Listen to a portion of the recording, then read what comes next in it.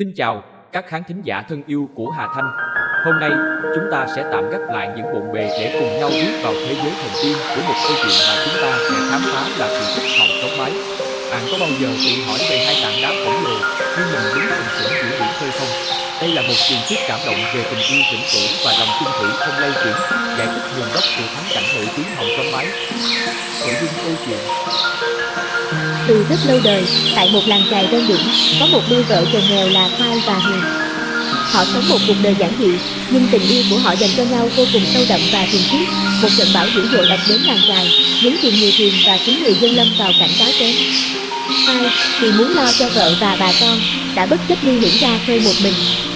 Thật không may, thuyền của anh bị lật và anh biến mất giữa những con sóng. Huyền chờ đợi ngày này qua ngày khác trên mỏm đá cao nhất của bờ biển, trái tim nặng trĩu nỗi đau. Nàng không chấp nhận mất mát, tin rằng mối ràng buộc của họ quá mạnh mẽ, định mệnh không thể chia cắt họ. Nàng khóc than và gọi tên chồng cho đến khi thân hình gầy mòn và ánh mắt nàng hóa đá, mãi mãi hướng về phía chân trời. Một buổi sáng, dân làng tìm thấy nàng ngồi bất động, đã hóa thành một cục đá lớn hướng ra biển, mãi mãi dõi theo nơi người yêu dấu biến mất. Kỳ lạ thay, sau khi ngừng hóa đá, biển bắt đầu lặng sóng và ngư trường trở nên dồi dào trở lại. Khai, người đã được một chiếc thuyền đi qua cứu sống và đang hồi phục ở một vùng đất xa xôi, cuối cùng cũng trở về nhà.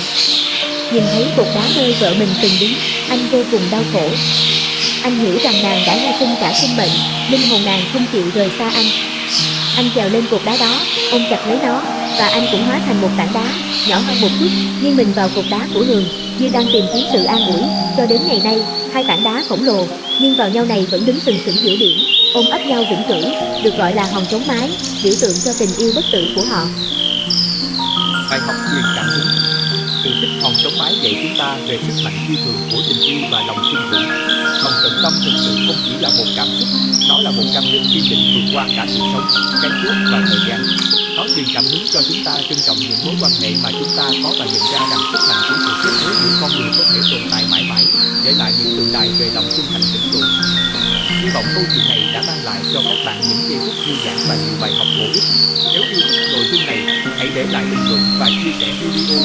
Hẹn gặp lại các bạn vào khung giờ kể chuyện quen thuộc lần sau.